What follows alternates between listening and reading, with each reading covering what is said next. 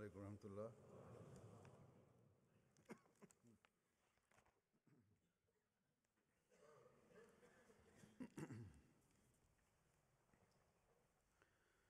أشهد أن لا إله إلا الله وحده لا شريك له وأشهد أن محمدا عبده ورسوله أما بعد فأعوذ بالله من الشيطان الرجيم بسم الله الرحمن الرحيم الحمد لله رب العالمين الرحمن الرحيم مالك يوم الدين إياك نعبد وإياك نستعين اهدنا الصراط المستقيم صراط الذين أنعمت عليهم غير المغضوب عليهم ولا الضالين.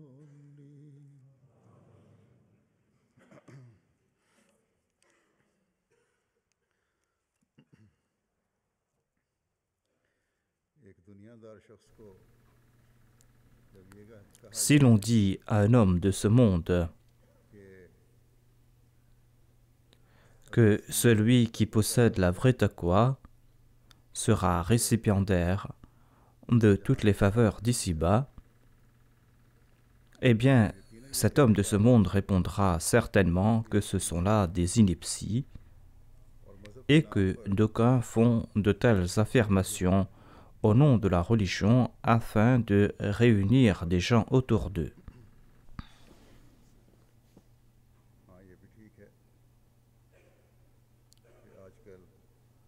Certes, il est vrai que d'aucuns font pareille déclaration au nom de la religion et que ces personnes cherchent en fait leurs intérêts personnels.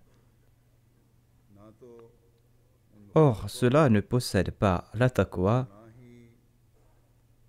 ni d'ailleurs ceux qui les suivent ne possèdent la taqwa. Nous constatons cependant que les prophètes ainsi que leur communauté, ceux qui suivent sincèrement leurs préceptes, saisissent la vraie valeur de la taqwa. En dépit de vivre en ce monde, en dépit du fait qu'ils se consacrent aux affaires de ce monde, eh bien ces gens sont en quête de la vraie taqwa et ces personnes respectent les vraies conditions de la taqwa. Je reçois des centaines de lettres dans lesquelles les gens me demandent de prier pour qu'Allah fasse naître en eux et en leurs descendants la taqwa. Ce changement résulte certainement du fait qu'ils ont accepté le Messie premier l'Islam et parce qu'ils désirent aussi respecter leur serment d'allégeance. Ce désir, leur relation avec Dieu et la crainte qu'ils éprouvent à son égard les ont certes détournés des choses de ce monde, mais tout cela ne les a pas privés de ses faveurs. Allah confère ses faveurs à ses prophètes.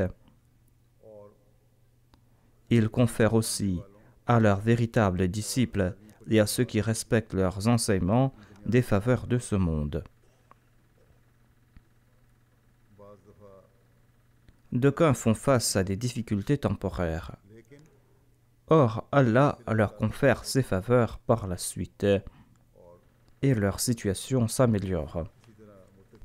Et d'ailleurs, le véritable muttaqi est aussi satisfait de son sort. En raison de son contentement, il endure patiemment de petites difficultés. Il évoque les faveurs qu'il reçoit de la part de Dieu. Le muttaqi est habitué à remercier Dieu pour le peu qu'il lui accorde.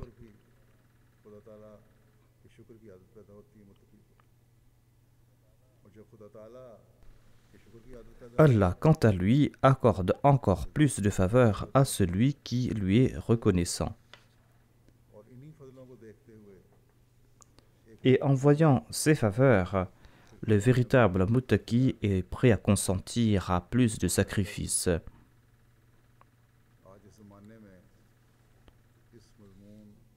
Aujourd'hui, ce sont nous, les Ahmadis, qui d'entre tous comprennent les véritables sens de ce sujet. Nous, les Ahmadis, qui avons en tête l'époque du saint prophète Mohammed, paix soit lui, nous qui avons aussi en tête l'époque du Messie premier d'Islam, ainsi que son exemple.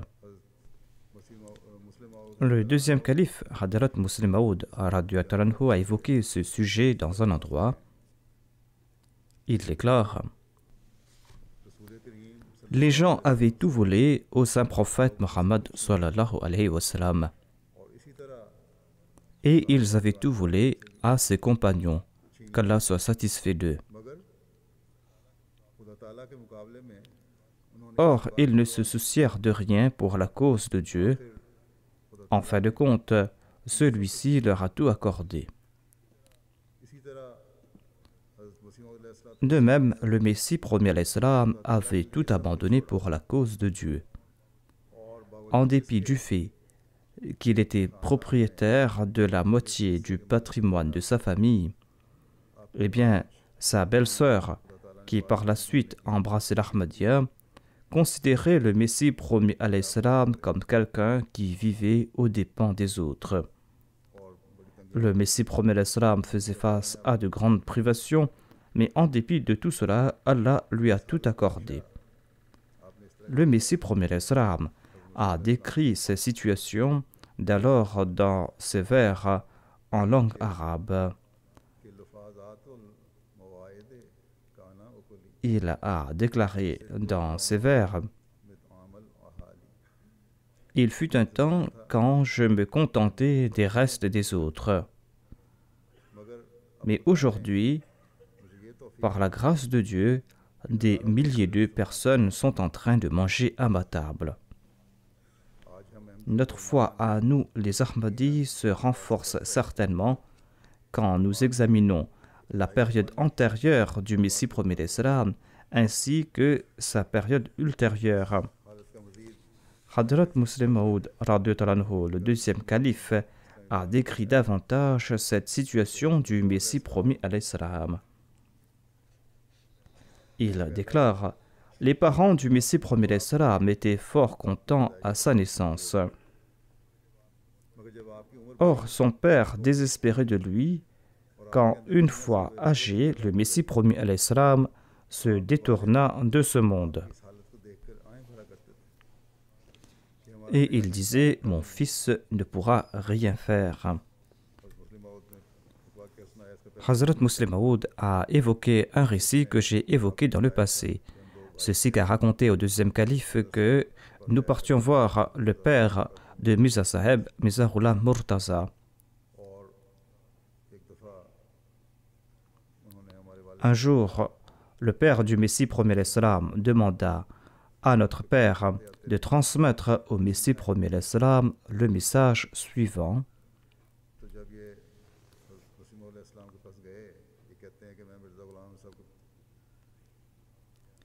Ce message était que Mirza Ghulam Murtaza, le père du Messie premier l'Islam, est très peiné de sa situation,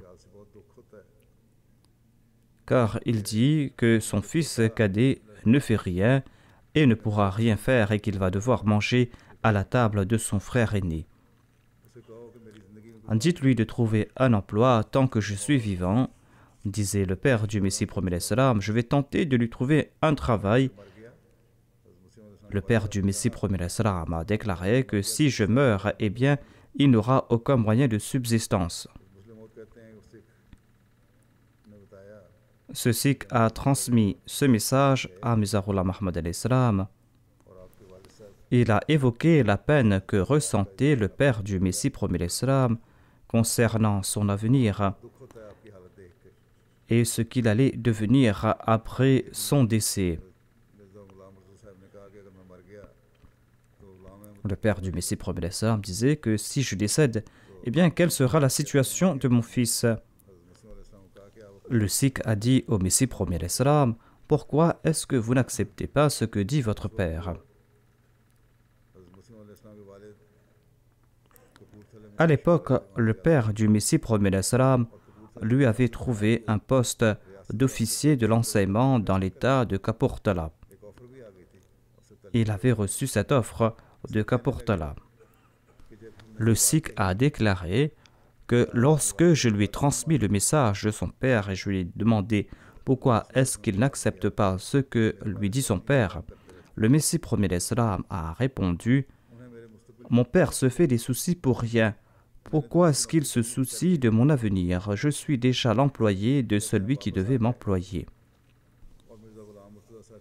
Quand les deux sikhs retournèrent au père du Messie promis l'Islam avec sa réponse, le père du Messie promis l'Islam déclara: si telle est sa déclaration, en ce cas, je l'accepte car il ne ment jamais. Hazrat Muslim Maud déclare: telle était la situation antérieure du Messie promis l'Islam. Et il n'avait point encore atteint l'apogée. C'était là un apogée temporaire qu'il avait atteint. Cet apogée temporaire était qu'au moment de son décès, il y avait des milliers de personnes qui étaient prêtes à se sacrifier pour sa cause. Et le deuxième calife a ensuite cité ce vers de ce poème en arabe du Messie promis l'Islam, dans lequel il déclare qu'il fut un temps quand je me contentais des restes des autres. Mais aujourd'hui, des centaines de familles sont en train de manger à ma table. Les débuts du Messie promis l'Islam étaient très modestes. Mais voyez sa fin, dit le deuxième calife. En sus de ceux qui étaient au service de la communauté, tous les jours, environ 200 personnes mangeaient à sa table. Certes, à l'instar de son frère, il avait la moitié des biens de son père. Mais la tradition parmi les grands propriétaires terriens, et cette tradition était encore plus tenace à l'époque, cette tradition était que celui qui travaille avait une part du patrimoine des biens de la famille, mais celui qui ne fait rien n'a aucune part des biens de la famille. Les gens disaient à l'époque: pourquoi celui qui ne travaille pas aura-t-il une part des biens de la famille? Au tout début, quand le Messie promis l'Islam recevait des invités, il demandait à sa belle-sœur de leur offrir quelques repas. Et cette dernière, sa belle-sœur, disait: il ne fait rien, il se contente de manger à notre table. Sur ce, le Messie promis l'Islam offrait son repas à son invité et il ne mangeait rien, ou il se contentait de quelques pois chiches. Voyez le décret de Dieu, dit Hadrat Muslim Maud, cette même belle-sœur qui naguère méprisait le Messie promis l'Islam a embrassé l'Ahmadiyya sur mes mains. Quand quelqu'un commence une œuvre pour la cause de Dieu, eh bien celle-ci n'a aucune importance au début. Mais le monde, par la suite, est ébahi par les résultats grandioses de cette œuvre. Aujourd'hui, la cuisine du Messie promis l'Islam tourne non seulement à Qadian, mais aussi dans plusieurs pays du monde.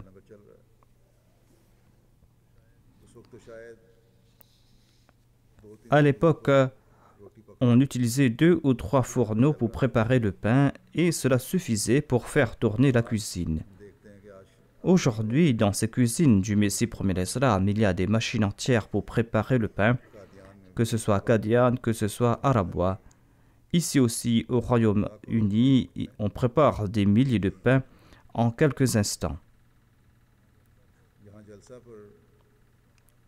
La cuisine du Messie promis l'Islam ici au Royaume-Uni est par la grâce d'Allah très importante. Nombre de journalistes étaient présents pour la Jalsa Salana cette année-ci, comme je l'avais dit dans mon précédent sermon. Ils ont été fort impressionnés par la cuisine, par la machine à préparer le pain.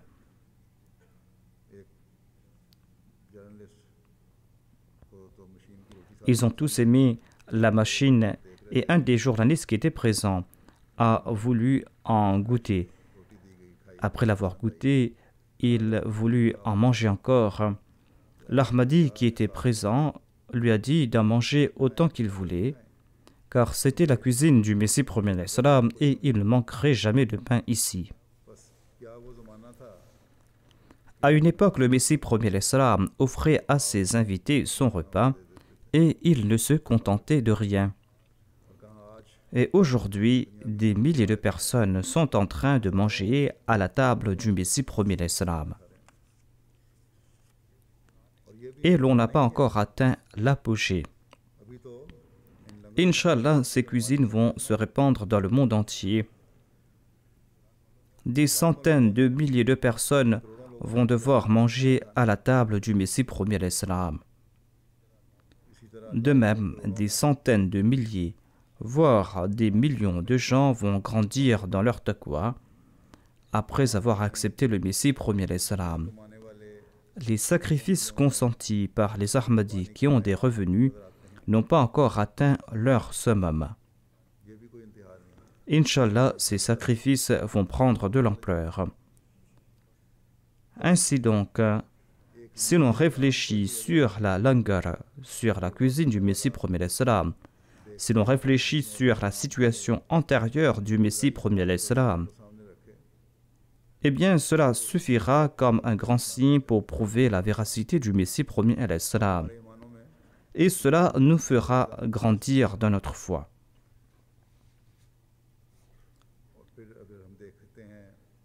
Et pour faire tourner toute cette organisation, les membres de la Jamaat sont imbus d'un grand esprit de sacrifice. Ceci est le résultat de la taqwa qu'a engendré le lien que nous avons établi avec le Messie premier alayhi salam. Qu'Allah fasse que chacun d'entre nous puisse engendrer en nous la véritable taqwa. La manière dont Hadrat Muslim Maud, le deuxième calife, relatait les récits du Messie premier et les déductions qu'il en tirait sont uniques. Ces déductions qu'il tirait des fois sont tout à fait uniques. Une personne ordinaire tirera plaisir de l'aspect superficiel d'un récit et il s'en contentera. Mais Hadrat Muslim Maud, quant à lui, tirait des conclusions subtiles, des conclusions qui accroissent notre foi et notre connaissance de Dieu.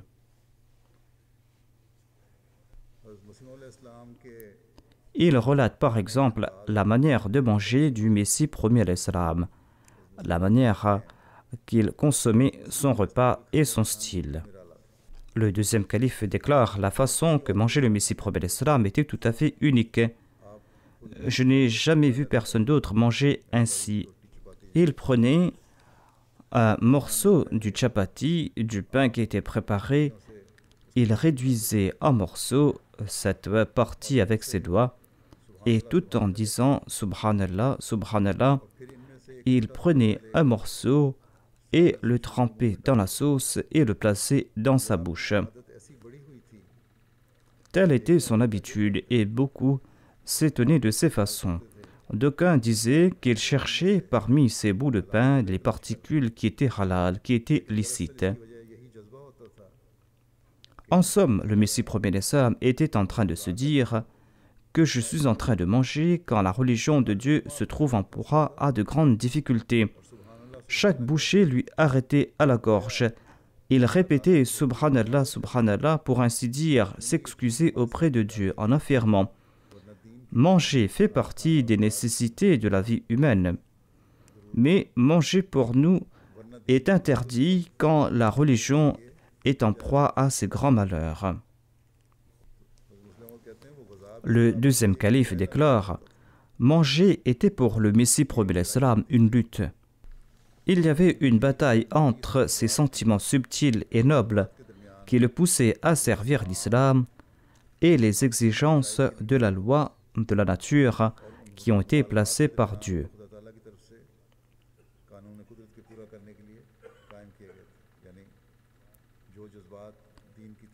Le Messie promet l'Islam était imbu par ces sentiments sublimes qui le poussaient à servir l'Islam.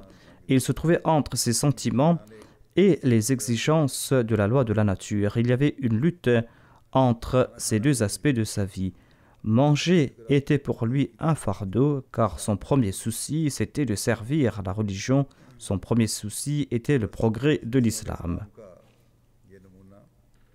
L'exemple du Messie promet l'Islam doit nous pousser à remercier Dieu pour les faveurs qu'il nous accorde.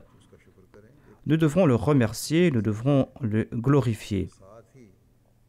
Et tout en le glorifiant, il faudra aussi ressentir la douleur que nous ressentons à l'égard de la foi. Nous devrons trouver des moyens pour diffuser le message de la foi.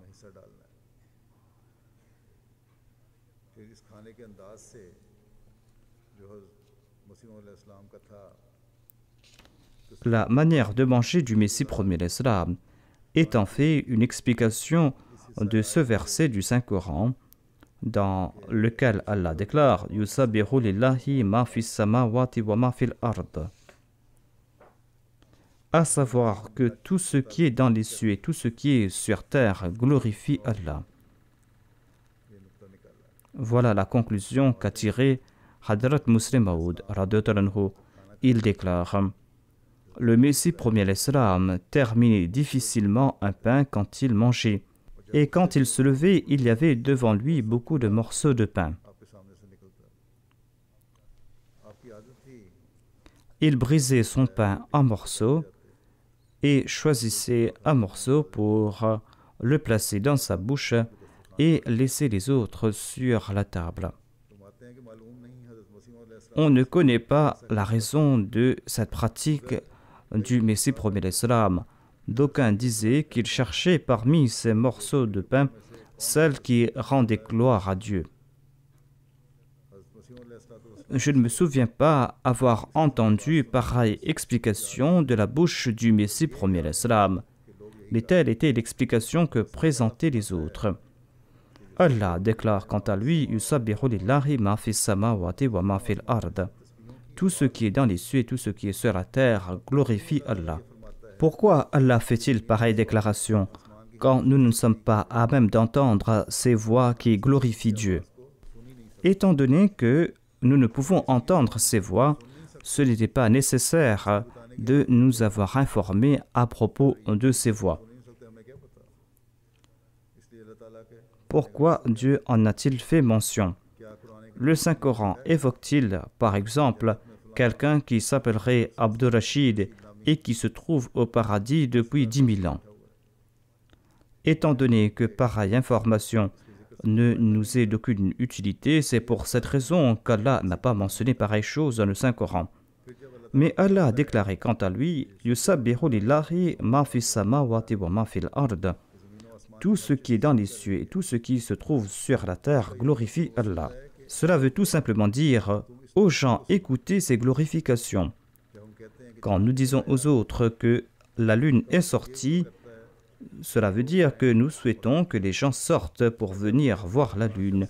Quand nous disons qu'un tel est en train de chanter, cela voudrait dire que nous désirons écouter ces chansons.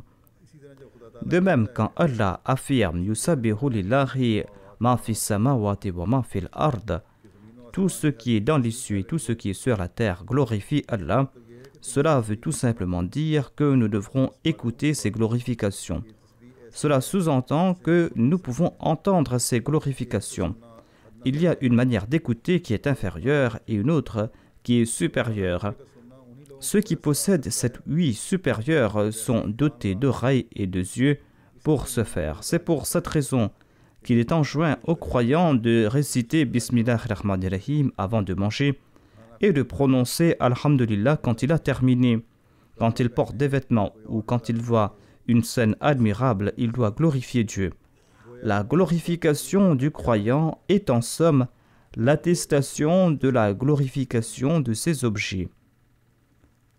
C'est l'attestation de la glorification de ses vêtements, de cette nourriture et de ses autres objets. Quand on récite Bismillahirrahmanirrahim avant de manger, quand on dit Alhamdulillah après avoir mangé, quand on prie Dieu, quand on porte des vêtements, eh bien ces glorifications de l'homme sont en fait les glorifications de ses objets. Quand l'homme exprime sa reconnaissance envers Dieu, quand il voit ses objets, c'est en fait de la glorification de la part de ces objets. Le deuxième calife déclare combien sont-ils à suivre ces consignes. Les gens mangent matin et soir, ils passent devant des montagnes, ils voient des rivières, ils voient de la verdure, ils voient des arbres, ils voient des champs qui s'étalent, ils entendent des oiseaux qui chantent. Mais tout cela a-t-il quelque effet sur leur cœur? Tout cela les pousse-t-il à glorifier Dieu? S'ils ne glorifient pas Allah, cela signifie qu'ils n'ont pas entendu la glorification de ces objets. Cette voix ne va point atteindre vos oreilles, mais en fait, cette voix vient de l'intérieur. Toute gratitude exprimée par l'homme, quand il voit la manifestation du pouvoir divin et qu'il rend gloire à Dieu, ce sont ces objets en fait qui rendent gloire à Dieu, et c'est l'homme qui en fait l'expression par la bouche. Il est important de comprendre ce point. Nous devons donc rendre gloire à Dieu de cette manière. La taqwa exige que pareille forme de glorification fasse partie de notre quotidien. Dieu a envoyé le Messie premier l'Islam afin de réduire au silence ceux qui s'en prennent à l'islam et pour leur présenter les beautés de cette religion. Hadrat Muslim Maud, le deuxième calife, raconte à ce fait le récit suivant. Il dit: un jour, un chrétien se présenta à la mosquée où se trouvait le Messie premier l'Islam. Le chrétien a dit au Messie premier l'Islam: vous affirmez que la langue du Saint-Coran est la mère de toutes les langues. Mais Max Müller et les autres affirment que la mère de toutes les langues doit être concise et que les gens l'ont ensuite amplifiée. Le Messie premier l'Islam a déclaré: je n'accepte pas cette formule de Max Müller qui déclare que cette langue doit être concise. Mais j'accepte cette théorie afin d'abréger notre débat. Voyons si la langue arabe respecte cette condition. Le chrétien a répondu ou avait déclaré que la langue anglaise est supérieure à la langue arabe. Le Messie premier l'Islam ne connaissait pas la langue anglaise. Il demanda au chrétien: dites-moi, comment est-ce qu'on dit mon eau en anglais? Le chrétien a répondu: my water. Le Messie premier l'Islam déclare: en arabe, on dit tout simplement my.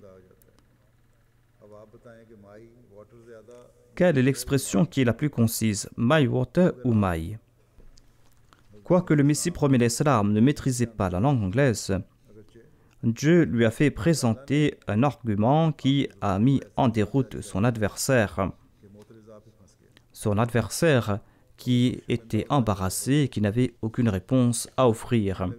Et il a accepté que la langue arabe est plus concise. Dans le Saint-Coran, Allah a promis au saint prophète Mohammed sallallahu alayhi wa sallam qu'il sera à l'abri des attaques de ses ennemis. À savoir qu'il y aura à toute époque des gens qui vont lire le Saint-Coran, des gens qui vont aimer le Saint-Coran, des gens qui vont commenter sur le Saint-Coran. Ils vont réduire au silence ceux qui s'attaquent au Saint-Coran. De plus, le Saint-Coran renferme des arguments qui se trouvent en fait dans l'objection soulevée par l'adversaire. Le deuxième calife déclare, ce Sayyid Ahmed Khan, à son époque, avait répondu aux critiques des chrétiens à une époque. Mais par la suite, Allah a envoyé le Messie premier l'Islam qui a répliqué sur une si longue durée à ses adversaires. Et au moment de sa mort, ces mêmes adversaires ont rendu hommage au Messie premier l'Islam et à sa glorieuse défense de l'islam, en ajoutant que personne d'autre avant lui n'avait ainsi défendu l'islam. C'est là un miracle de cette promesse « Wallahu ya'simuka minan nas », à savoir qu'Allah te protégera des hommes. Allah avait promis au saint prophète Mohammed lui qu'il sera toujours en sécurité. Quand l'ennemi a pris l'épée contre le Messie premier l'Islam, eh bien son épée a été réduite en 1000 morceaux. L'épée de l'ennemi a été réduite en 1000 morceaux et quand l'ennemi a eu recours à des recueils d'histoire, eh bien Dieu a fait venir de tels musulmans qui ont répliqué à ces attaques en puisant dans les livres d'histoire de l'ennemi. Et ils ont cité les ouvrages de leurs experts pour leur montrer que leurs attaques contre l'islam s'adressent en fait à leur religion. Et le Messie premier l'Islam, quant à lui, a expliqué ces parties qui avaient trait au Coran et au Hadith. Aujourd'hui encore, l'islam est la cible d'attaque. C'est en puisant dans les arguments du Messie premier l'Islam que nous pourrons réduire au silence ses adversaires. Nous devrons pour ce faire être vigilants à cet égard. Allah montre des signes en faveur de sa religion et il présente aussi des arguments à cet effet. Il renforce davantage les convictions de ceux qui sont soif de connaissance. Mais il y a d'autres personnes qui, en dépit de leur manque de savoir, se font passer pour de grands érudits. Et ils disent des choses qui engendrent des difficultés, voire qui offrent l'occasion aux adversaires de se moquer de la communauté. Le deuxième calife a cité un récit à cet effet. Il déclare d'aucuns soulèvent de nouvelles polémiques à propos de la religion sans ressentir la moindre gêne. À l'époque du Messie premier l'Islam, il y avait un Ahmadi de Batala. Il avait embrassé l'Ahmadiyya et il fut un Ahmadi très sincère. Le Messie premier l'Islam avait avancé l'argument que la langue arabe est la mère de toutes les langues, que la langue arabe est l'origine de toutes les langues. Cette personne en question, en dépit du fait qu'il ne maîtrisait pas la langue arabe, a voulu prouver que chaque mot avait son origine dans la langue arabe. Il n'avait pas grande connaissance, mais il s'était donné pour mission cette tâche que de prouver que chaque mot tire son origine de la langue arabe. Le Messie premier l'Islam, quant à lui, connaissait les langues, maîtrisait la grammaire.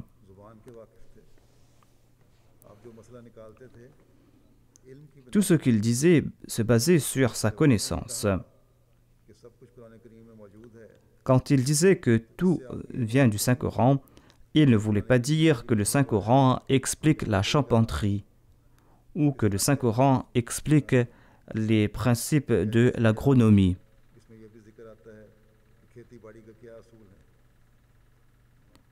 Quand il disait que tout vient du Saint-Coran, il parlait des nécessités de la spiritualité, c'est-à-dire que tout cela a été évoqué dans le Saint-Coran. Mais l'autre croyait que tout était mentionné dans le Saint-Coran. Partout où il allait, il disait la même chose. Partout où il se trouvait, il disait la même chose, à savoir que tout se trouve dans le Saint-Coran.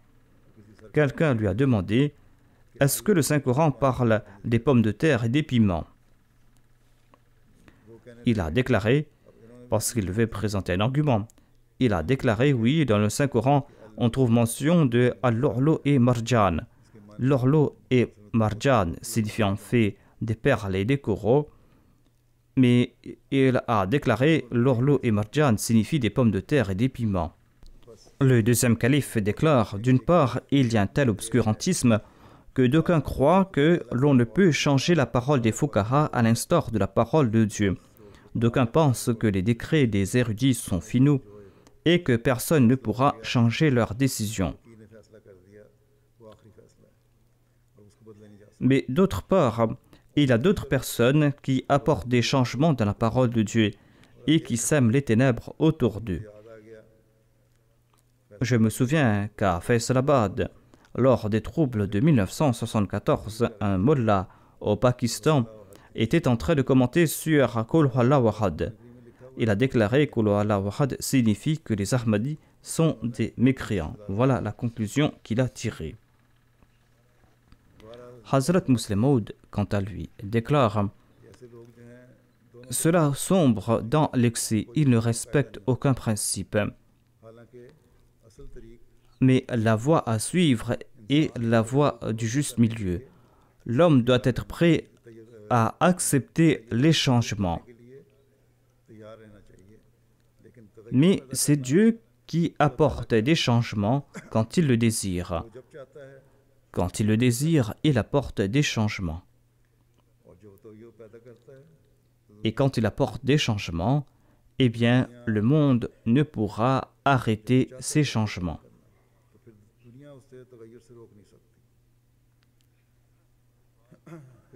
Hazrat Muslim Maud a évoqué les idées erronées qu'entretiennent d'aucuns.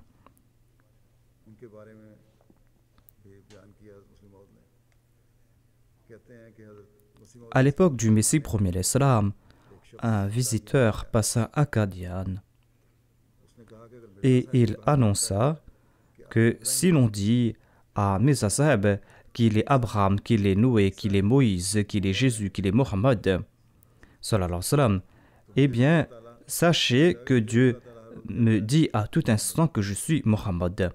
Voilà la déclaration de ce visiteur. Les autres tentèrent de lui ramener à la raison, mais il ne cessa de répéter que Dieu m'annonce que je suis Mohammed et que les arguments des autres n'auront pas d'effet sur lui. Lassés de lui, les Ahmadis décidèrent de le présenter au Messie promis à l'Islam.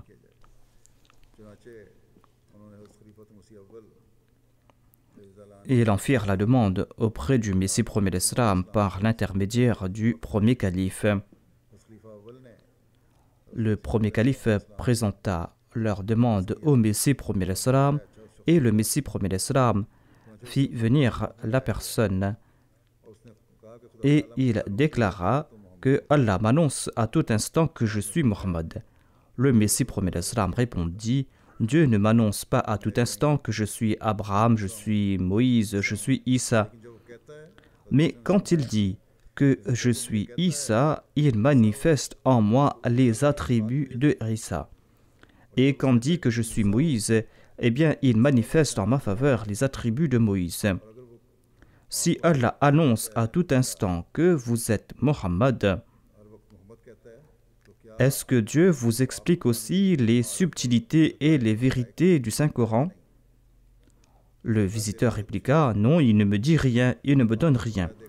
C'est là la différence entre les menteurs et les véridiques, répondit le Messie promis l'Islam.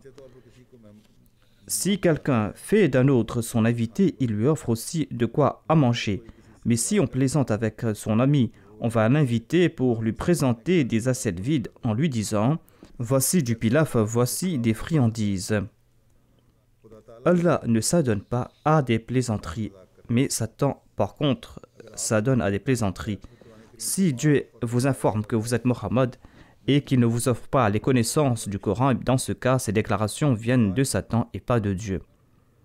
Quand Allah fait une annonce, il offre aussi l'objet correspondant à sa déclaration. Si Dieu ne vous présente rien, eh bien, c'est Satan qui est en train de déclarer que vous êtes Mohammed. Ce n'est pas Dieu qui est en train de déclarer que vous êtes Mohammed. Le changement vient en fait de la part de Dieu. Ainsi, d'aucuns se fourvoient en raison des rêves qu'ils voient. Et ils font de grandes déclarations. En fait, ces gens-là sont sous l'influence de Satan. lorsqu'Allah accorde quelque chose à quelqu'un, il fait montre de l'éclat de son aide et il lui accorde aussi son soutien et montre aussi des signes en faveur de cette personne. Le témoignage vivant de Dieu accompagne cette personne. C'est ce que nous avons vu dans le cas du Messie premier alayhi salam.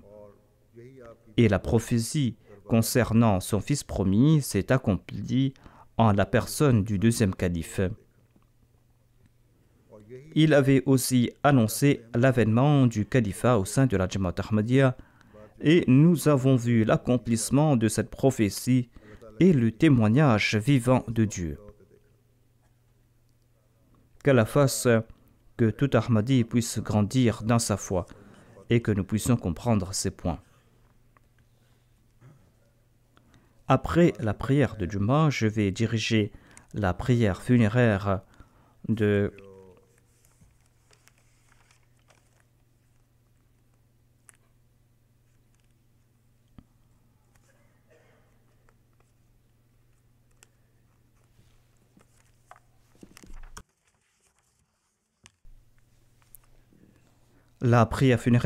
Mokarama Sahibzadi Amatul Bari Sahiba qui est décédée dans la nuit du 31 août au 1er septembre 2015. Elle était âgée de 87 ans. Inna lillahi wa inna ilayhi raji'un. La défunte était la petite fille du Messie premier alayhi salam. Elle était la fille de Mirza Sharif Ahmad Sahib. Son grand-père maternel était Mirza Nawab Muhammad Ali Khan. Elle était aussi la bru de Sayyida Amtul Hafiz Begum Sahiba et Nawab Abdullah Khan. Mukarram Abbas Khan Sahib était son défunt mari. Elle était aussi ma tante paternelle. La défunte est née le 17 octobre 1928 à Qadian. Le deuxième calife a célébré son nikah avec Mia Abbas Ahmad Khan le 29 décembre 1944. Ce jour-là, avant la prière de Juma, le calife a célébré le nikah de quelques personnes. Il a déclaré, avant la prière de Juma, j'annoncerai ou je célébrerai le nikah de quelques personnes. Comme je l'avais annoncé auparavant, je pourrai pour quelque temps encore célébrer le nikah de mes proches ou de ceux qui sont comme mes proches, à l'instar de ceux qui ont dédié leur vie. Sinon, je pourrai célébrer le nikah des autres personnes uniquement quand je vais célébrer le nikah de mes proches.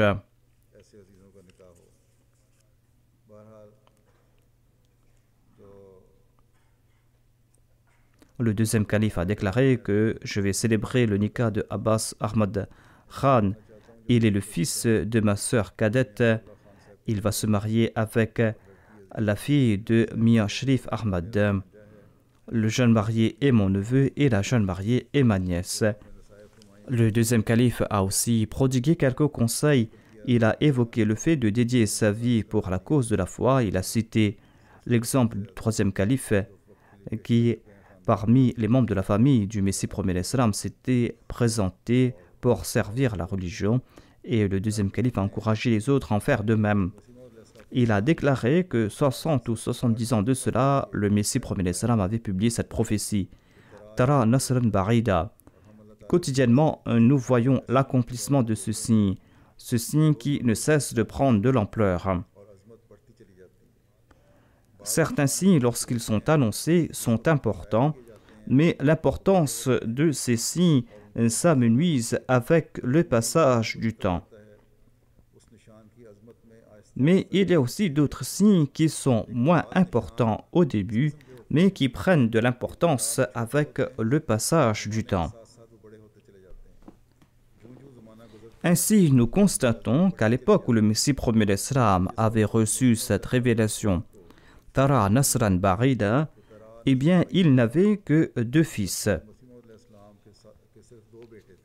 Par la suite, Allah lui a accordé d'autres fils et des filles. Et Dieu a élargi ce cercle Et ces enfants du Messie premier l'Islam ont eu des enfants.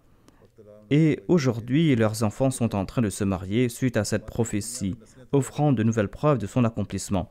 Les enfants naissent en ce monde. Un critique pourra avancer que nombre de personnes ont des descendants. Ce n'est point là un signe. Mais la question est combien de générations se disent-elles les descendants d'un tel et qui sont fiers de leur lignée. Quand on demande à la plupart des gens quel est le nom de leur arrière-grand-père, eh bien, ils l'ignorent. Mais cette prophétie Tara Nasran Barida signifie que la postérité du Messie premier l'Islam se dira ses descendants. Et les gens vont dire que ce sont les descendants du Messie premier l'Islam et ces descendants sont des signes de sa véridicité. Cette prophétie n'annonce pas uniquement que le Messie premier l'Islam aura une grande postérité, mais elle évoque aussi la grandeur du statut du Messie premier l'Islam. Sa postérité ne tolérera pas pour une minute ne pas être considérée comme ses descendants. Leur grandeur se trouvera dans leur appartenance à la lignée du Messie premier l'Islam. Cette prophétie ne se contente pas d'annoncer que le Messie premier l'Islam aura une grande descendance. Elle annonce aussi que cette descendance prendra de l'ampleur de jour en jour, quel que soit leur statut, même s'ils détiennent les rênes de la souveraineté, leur fierté résidera dans leur appartenance à la lignée du Messie promis à l'Islam. Allah avait dit au Messie promis à l'Islam que tes descendants ne vont jamais te répudier, tes descendants ne vont jamais t'oublier. En commentant sur cette prophétie, le deuxième calife a déclaré « Un jour de tristesse et 4 mariages ». Cela signifie que certes, parmi les descendants du Messie premier l'Islam, certains vont mourir, telle est la pratique d'Allah. Or, le nombre de ses descendants ne va jamais diminuer, au contraire, il augmentera. Si un décède, 4 prendra naissance. Quand il en sera ainsi, certainement sa descendance grandira. Ainsi donc, les descendants du Messie premier l'Islam seront tout le temps les signes de la grandeur et du statut éminent du Messie premier l'Islam, et ils seront toujours fiers d'appartenir à la lignée du Messie premier l'Islam. En d'autres termes, ces descendants vont toujours affirmer la grandeur de leurs ancêtres et le monde va accepter cette affirmation. J'ai évoqué ce sujet en détail car les membres de la famille du Messie premier l'Islam ont de grandes responsabilités. Ils doivent se souvenir de cette responsabilité et de ce qu'a déclaré le Messie premier l'Islam, à savoir « Ne me déshonorez pas en disant être de moi ». La grandeur ne se situe pas uniquement dans le fait de se dire un descendant du Messie premier l'Islam. Il faudra mettre en pratique ces enseignements en disant appartenir au Messie premier l'Islam. Il faudra aussi l'honorer et maintenir ce statut qu'avait le Messie premier l'Islam. Qu'Allah fasse que les membres de cette famille puissent respecter ces exigences.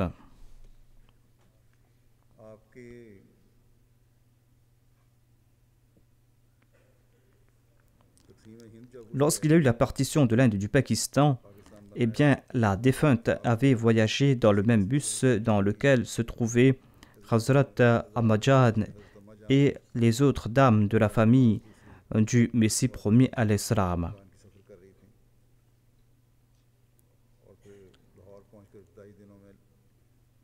Et elle a passé quelque temps à Ratambar où logeait le Muslim Maud. Par la suite, elle a habité à Lahore. Une de ses grandes qualités était son hospitalité et sa grande sympathie pour les démunis. Sa maison était toujours remplie d'invités. Et il y avait toujours des invités, qu'ils soient des proches, qu'ils soient des amis, qu'ils soient des étrangers, qu'ils soient des pauvres. Eh bien, elle recevait ces invités avec une grande hospitalité. C'était là une grande qualité qu'elle possédait, elle honorait ses invités. Elle avait beaucoup d'amis. En sus des membres de sa famille, elle avait des relations avec des membres de la Jamaat, avec tous celles ou tous ceux avec qui elle était en contact. Elle était toujours proche aussi de ses parents non ahmadis de Malerkotra.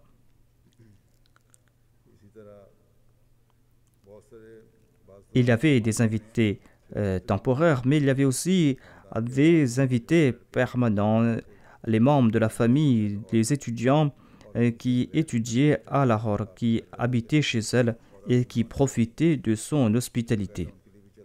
Elle était d'une grande générosité. Et quel que soit le moment où on frappait à sa porte, elle était prête à servir ses invités.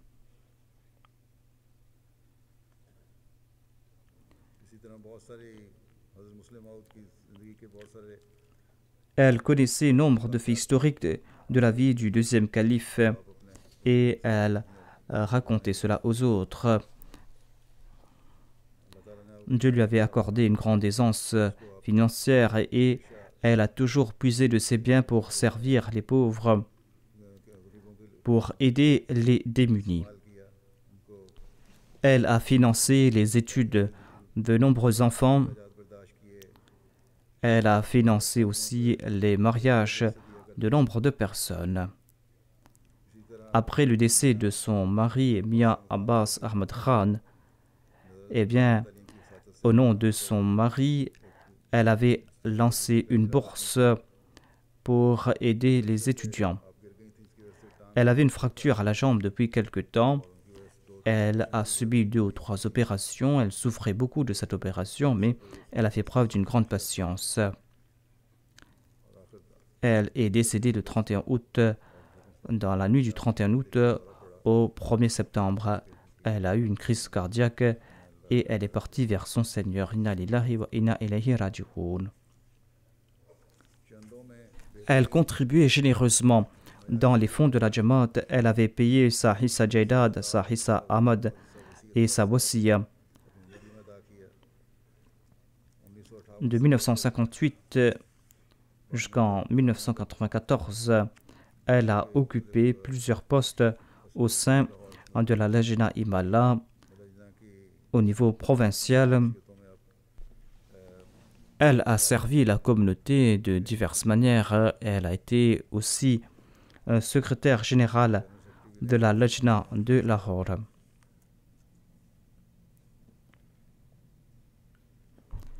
Elle avait une grande sympathie à l'égard des démunis. Elle partageait leur joie et leur tristesse.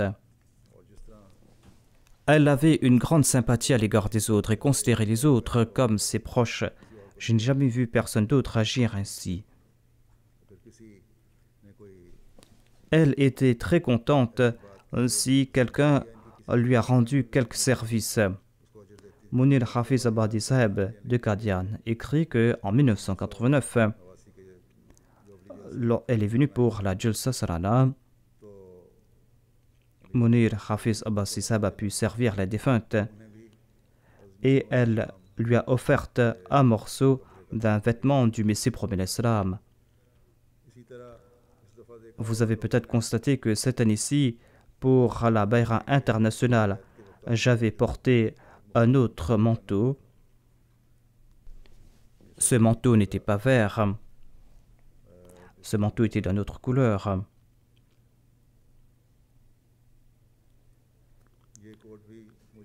C'est la défunte qui m'a offert ce manteau.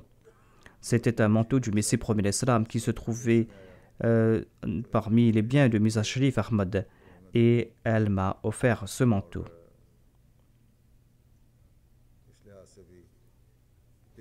Elle était très proche du califat. Elle avait un grand respect pour le califat.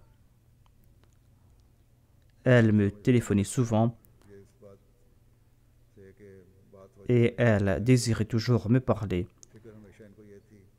Et elle désirait toujours que ses enfants puissent accomplir de bonnes œuvres, qu'ils puissent vivre ensemble, qu'elle la fasse, que ses enfants puissent maintenir ses bonnes œuvres et qu'il puisse vivre dans l'entente et la corité. Qu'Allah exalte le statut de la défunte, qu'Allah lui accorde son pardon. Après la prière de Juma, je vais diriger sa prière funéraire.